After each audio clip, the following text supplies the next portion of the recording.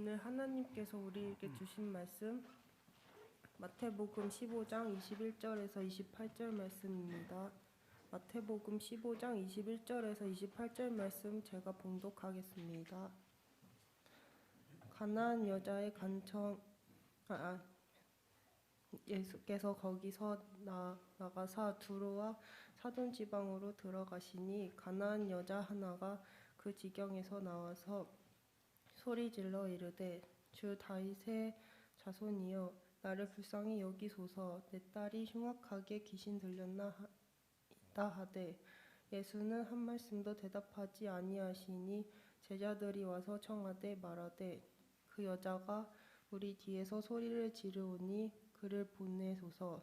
예수께서 대답하여 이르시되 나는 이스라엘 집에 잃어버린 양 외에는 다른 데로 보내심을 받지 아니하였노라 하시니 여자가 와서 예수께 절하며 이르되 주여 저를 도우소서. 대답하여 이르시되 자녀의 떡을 취하여 개들에게 던짐이 마땅하지 아니하니라. 여자가 이르되 주여 옳소이다. 나는 개들도 제 주인의 상에서 떨어지는 부스러기를 먹나이다 하니 이에 예수께서 대답하여 이르시되 여자여 내 믿음이 크도다. 내 소원대로 되리라 하시니 그때로부터 그의 딸이 나으니라. 아멘. 이는 살아계신 하느님의 말씀입니다. 아멘. 우리 주변 분들과 인사 나누겠습니다. 주님의 이름으로 환영합니다. 축복합니다. 잘 오셨습니다. 오늘 설교 제목 신뢰와 유모의 함수관계라고 하는 제목으로 말씀을 증거하겠습니다. 어느 마을에 장난꾸러기 소년이 있었습니다. 너무도 지루하고 재미가 없어서 양치기 소년인데 늑대가 나타났다라고 소리를 질렀습니다. 그랬더니 마을 사람들이 불이 나게 언덕으로 올라온 거예요. 그런데 늑대는 없고 낄낄 웃고 있는 소년만 있었습니다. 거짓말이었습니다. 그리고 그 다음 날 그 양치기 소년이 늑대다, 산원 늑대가 나타났어요 라고 외쳤을 때 마음 착한 마을 주민들이 또 불이 나게 올라온 거예요. 그런데 늑대는 없고 또 낄낄 웃고 있는 소년만 있었습니다. 똑같은 거짓말을 그가 한 겁니다. 그리고 그 다음 날이 됐을 때 정말로 늑대가 나타난 거예요. 그래서 이 소년이 말이 안 나옵니다. 정말 늑대가 나타났어요. 늑대다, 늑대다. 아유, 저 녀석 또 거짓말을 하는구만. 우리가 한두 번 속지 또 속을 줄 아느냐. 근데 그 늑대라고 하는 외침이 예사롭지가 않은 겁니다. 그래서 마음 착한 마을 주민들이 또 올라왔어요. 그랬더니 그 인기척에 늑대가 도망을 가고 이미 혼쭐이 난 그 양치기 소년에게 너 다시는 거짓말하면 안 된다라고 교훈을 주었습니다. 이 소년이 마을 주민들이 이렇게 용서해 주니까 내가 다시는 거짓말을 하지 않으리라 이렇게 다짐을 하고 양을 치고 있었는데 그 다음 날 양을 치고 있는데 하늘에서 웅장한 비행기 4대가 하늘을 향해서 날아가는 거예요. 4대의 비행기가 아주 가까이 날아가는데 그걸 보고 너무 멋있어가지고 감탄사가 이제 막 연발을 했습니다. 와, 감탄사를 했는데 그 감탄사 때문에 그 마을에서 영영 쫓겨나게 되었습니다. 어떤 감탄사를 했길래 영영 쫓겨나게 되었는가? 이러한 감탄사였어요. 와, 넉대다, 넉대다. 저 웃으라고 한 말 아닙니다. 이런 유머가 있다라고 하는 거 알려주려고 제가 한 거지. 넉대다, 넉대다 해가지고 쫓겨났다는 거예요. 늑대다, 넉대다 비슷비슷하죠? 제가 왜 이런 말씀을 드리냐면 요즘 AI가 인간의 지능, 지식을 뛰어넘었다고 하잖아요. 그런데 유머만큼은, 코미디만큼은 AI가 할 수 없을 거라고 보고 있습니다. 왜냐하면 유머는요, 그냥 문장 그대로가 아니라 문장 너머에 있는 미묘한 감정, 느낌을 담아내는 거기 때문에 AI가 그것만큼은 할 수가 없을 것이다. 이 신뢰관계가 바탕이 되어야 유머가 됩니다. 유머의 언어는요, 잘못 들으면 상처가 돼요. 오해가 되거든요. 그래서 신뢰가 있을 때에 유머가 될 수가 있어요. 그래서 유머를 주고받는 그런 언어를 우리가 보면요, 저들의 사이는 보통 사이가 아니구나, 신뢰와 믿음의 관계구나라고 하는 것을 이 언어를 통해서, 유머를 통해서 알 수가 있습니다. 오늘 15장을 읽었는데요, 14장을 보면은 오병이어 기적을 행하셨기 때문에 그 다음부터는 그냥 폭발적으로 예수님께 사람들이 모여들었습니다. 예수님이 어디에 계시든, 유대 땅이 어디에 있든 아주 기가 막히게 사람들이 그것을 발견하고 예수님 주변에는 항상 인산인해를 이루게 되었어요. 그런데 어느 날 예수님이 이제는 제자들에게 집중해야 할 필요성을 느꼈습니다. 왜냐하면 마지막 날이 가까이 오는 것을 예수님이 아시고 십자가의 고난 앞에 제자들을 어떻게 준비시켜야 할지, 또한 제자들의 장차 증인이 될 수 있도록 가르쳐야 할 필요성을 느끼셔서 많은 무리들을 피해서 두로와 시돈으로 이동하게 되시는데, 두로와 시돈이 어디냐면 지금의 레바논입니다. 그러니까 쉽게 얘기해서 해외 연수를 가신 거예요. 그런데 거기서도 소문이 퍼져가지고 마가복음에 똑같은 상황을 담고 있는 말씀을 보니까 아무도 모르게 하려고 했으나 그러나 어김없이 사람들이 모여들었다. 그때에 모여들었던 사람들 중에 흉악한 귀신 들린 딸을 고치기 위해서 어느 가나안 여인이 예수님께 찾아와서 간구합니다. 주님, 도와주세요. 근데 예수님께서요, 그 간곡한 요청에도 들은 듯 만 듯 외면하시는 겁니다. 얼마나 그 여인이 간절하게 외치는지 이 제자들도 안타깝게 보았던지 제자들이 나서서 예수님 좀 도와주세요 라고 이제 청을 하는데, 예수님이 너무 쌀쌀맞게 말씀하시는 거예요. 나는 이스라엘 집에 잃어버린 양 외에는 다른 데로 보내심을 받지 아니하였노라. 왜 이렇게 쌀쌀맞게 말씀하셨는지 우리는 성경을 보다가 아주 충격을 받습니다. 당혹스럽죠. 지금까지 인지하셨던 예수님의 모습과 너무 다른 거예요. 예수님이 어떻게 이렇게 거부를 하시는가? 예를 들면은 어느 의사가 환자가 흑인이라고 나는 못 고쳐주겠습니다. 다른 나라, 다른 민족, 저는 못 고쳐요. 이렇게 말씀하시는 거와 비슷하게 보이니까 우리가 이 말씀을 어떻게 이해해야 할지, 나는 유대인들만 상대해, 유대인들만 고치지 다른 나라 사람들은 난 몰라, 이런 이질적인 모습, 싸늘한 모습 어떻게 우리가 해석을 해야 할지.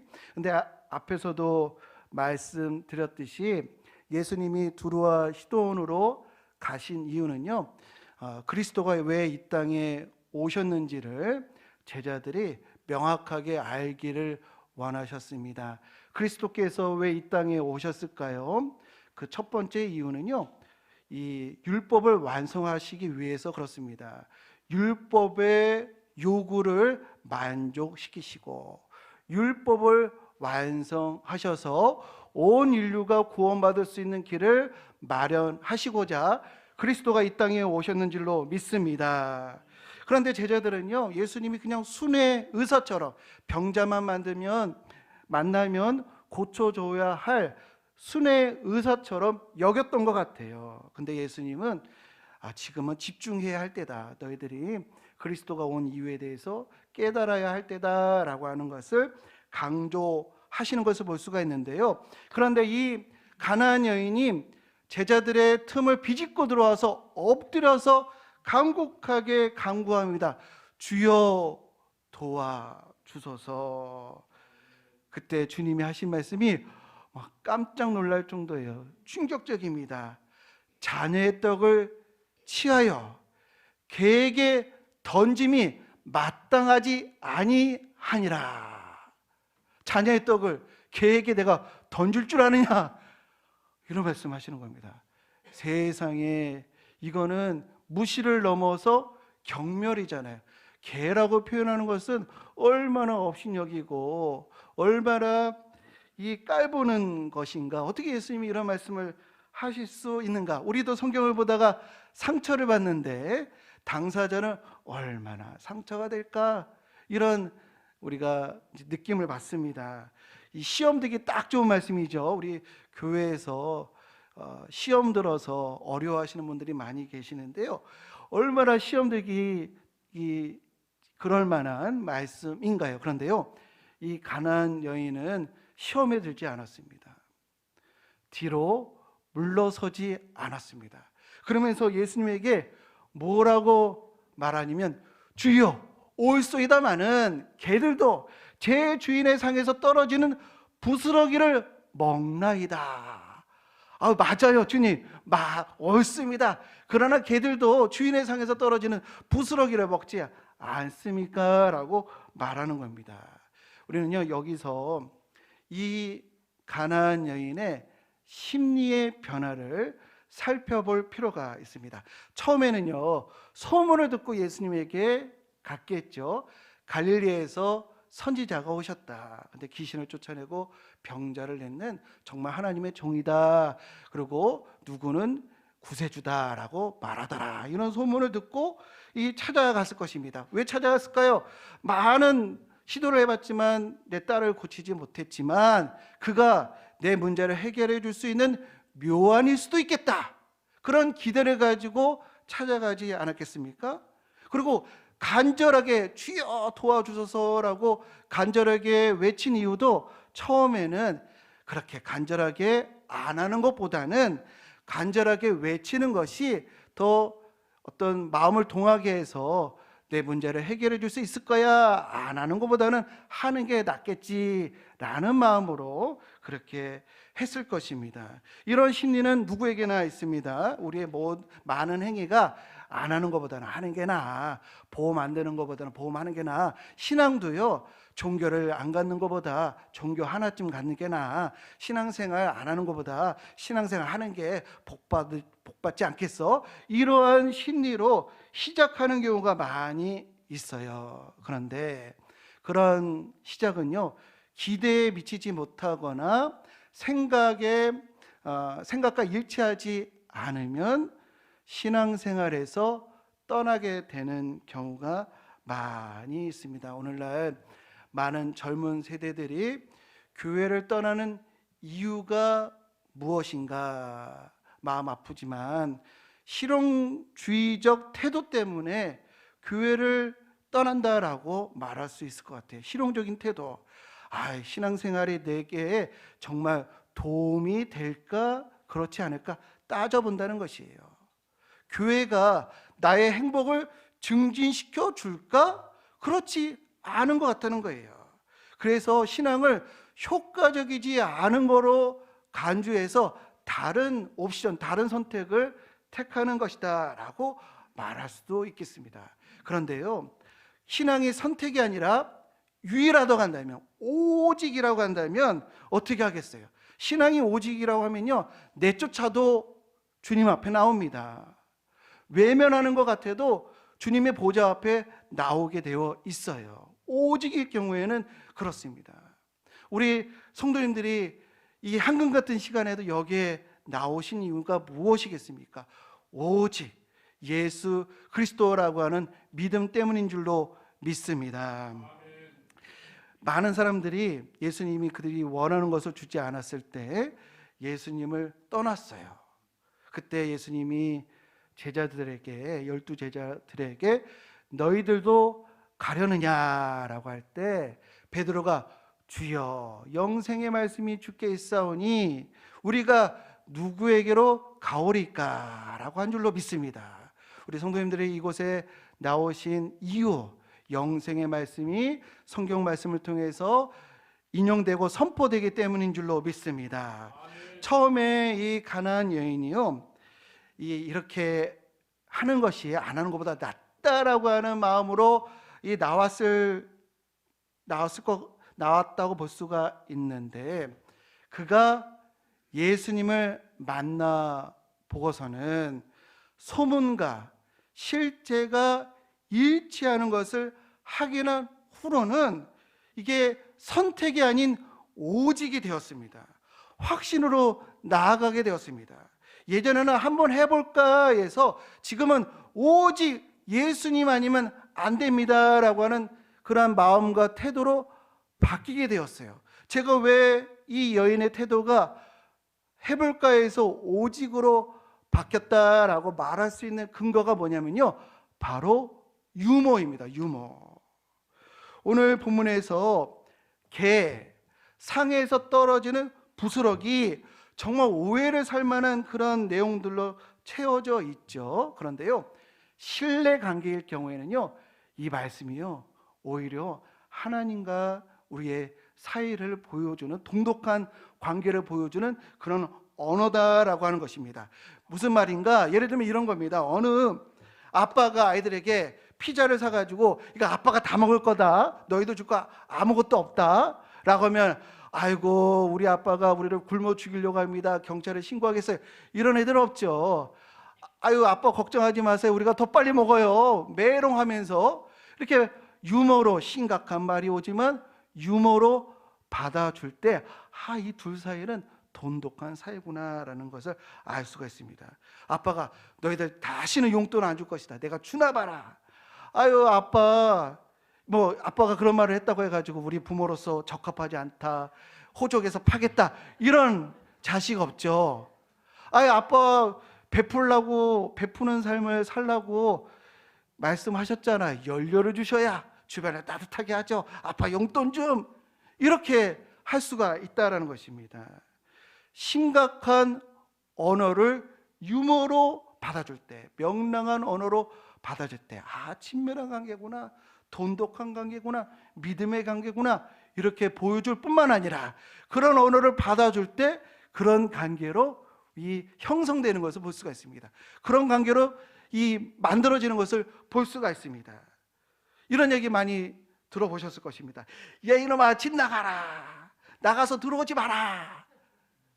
그러면 아이고 엄마, 아무리 그래도 나는 엄마가 좋아요, 엄마 없이 못 살아요, 엄마 아빠한테도 매번 그런 말 하던데 아빠랑 잘만 사시네요, 이렇게 우리가 받아줄 때 그 자식과 부모의 관계가 보이는 것이죠.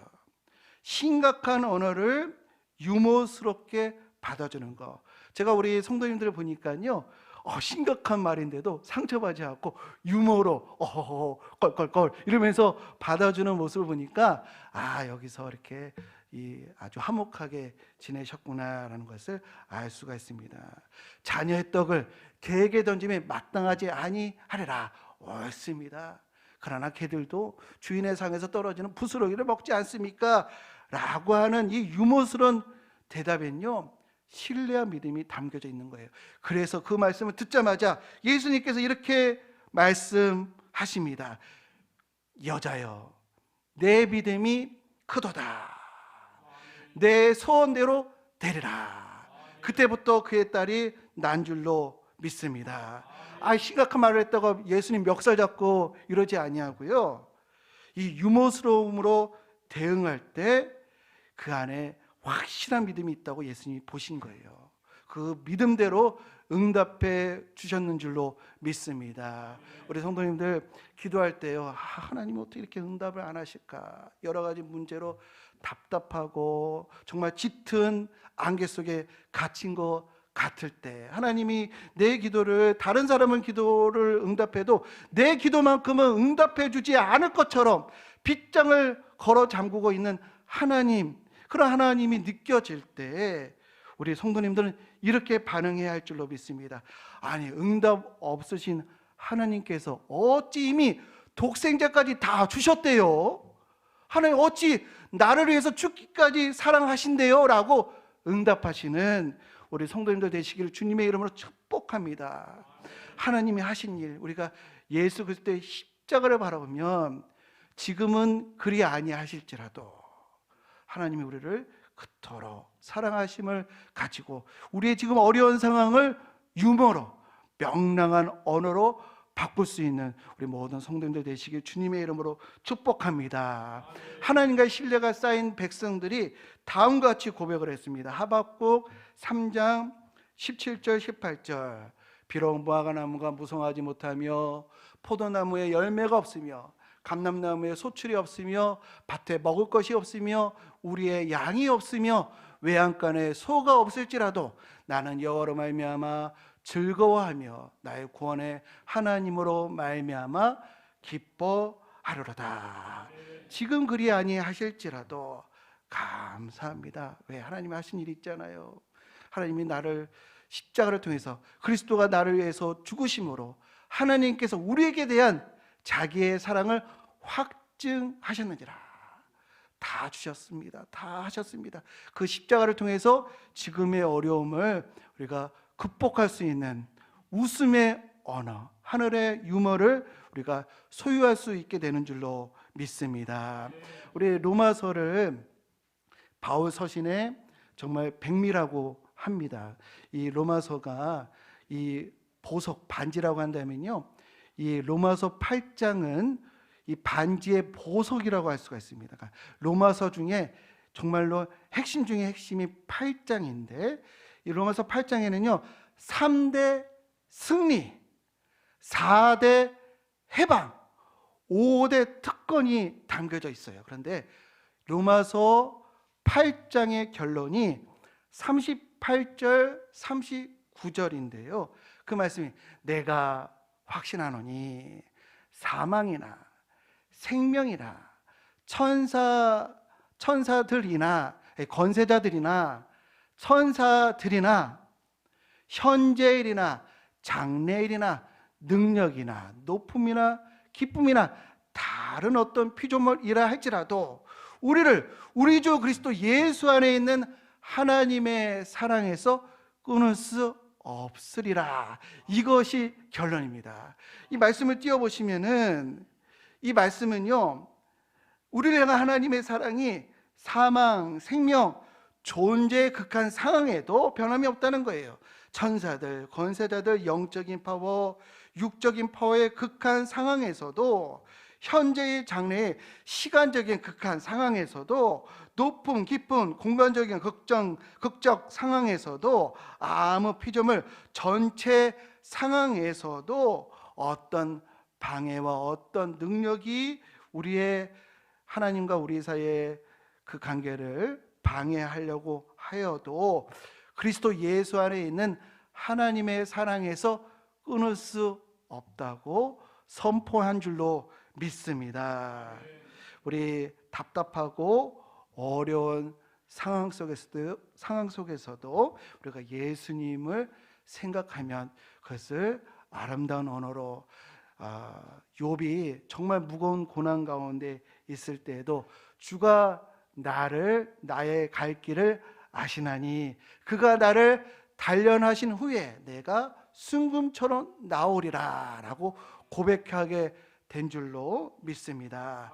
제가 신학교 때 신학교 교수님 중에 그 이상훈 교수님이라고 아주 뭐 신학처럼 비슷한 연배의 선배들은 다 기억하시는 훌륭하신 이제 교수님이신데요. 이제 하늘나라 가셨는데 그분의 신학책 표지에 웃는 예수님이 겉표지로 되어 있어요.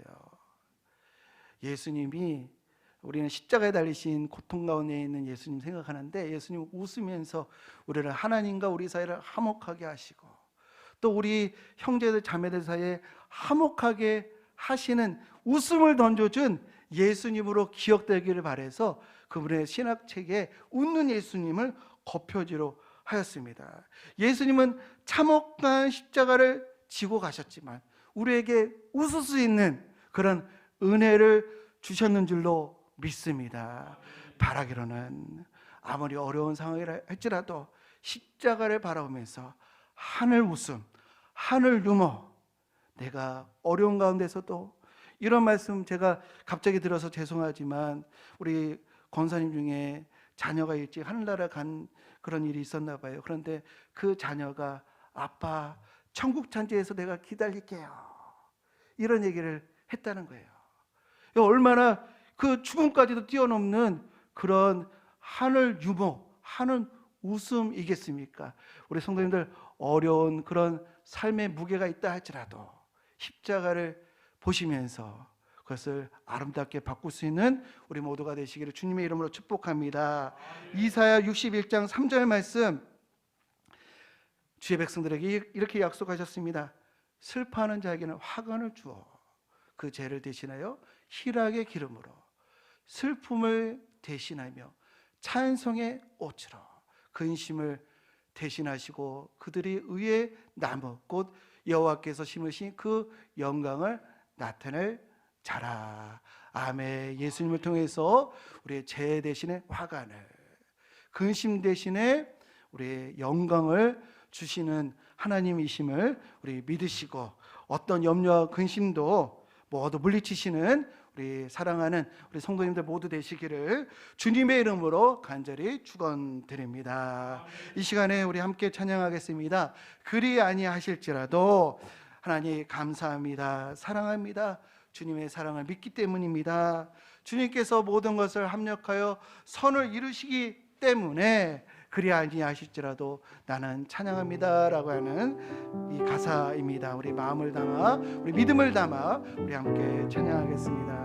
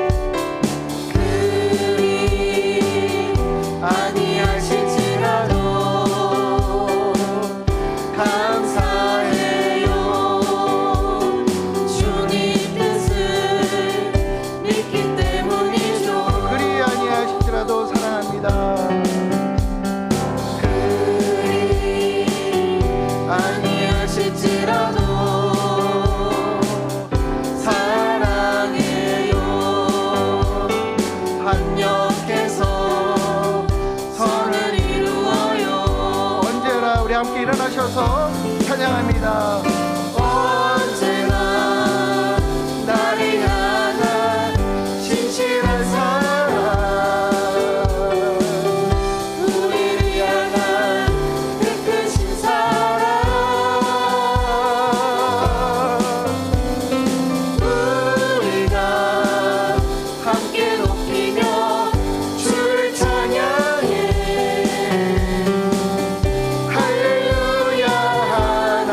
언제나 나를 향한 신실한 사랑, 언제나 나를 향한 신실한 사랑, 우리를 향한 그 크신 사랑,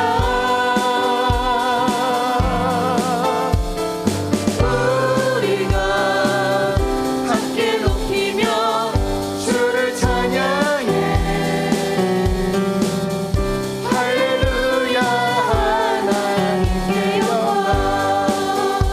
함께 기도하겠습니다. 주님으로 인해서 웃게 하시고 소망 안에 있게 하시고 아무것도 염려하지 말고 오직 모든 일에 기도와 간구로 나아가게 하옵소서. 함께 기도하겠습니다.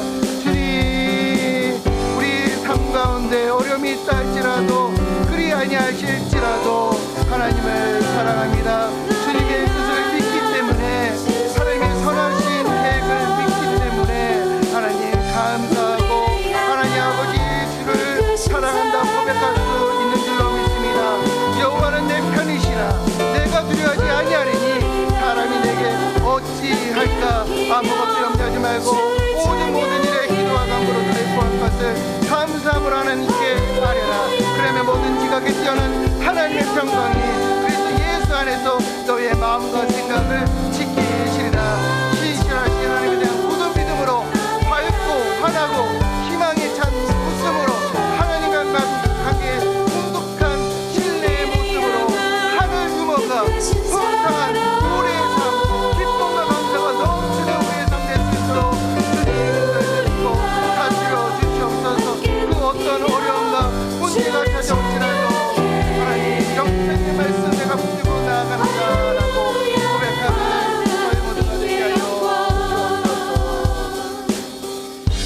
이제는 우리를 위해 죽기까지 복종하신 어린 양 예수 그리스도의 은혜와 독생자를 십자가에 내어주시기까지 우리를 사랑하시는 측량할 수 없는 하나님의 사랑과 우리를 위하여 탄식함으로 간구하시는 성령님의 내주 교통 충만하심이 신뢰와 확신으로 죄 대신 화관을, 슬픔 대신 찬송의 옷을 입으리라 결단하는 하나님의 백성들 머리머리 위에, 그 가정과 기업과 광속교회와 이 나라와 이 민족 위에 이제부터 영원까지 함께 하시기를 간절히 축원하옵나이다.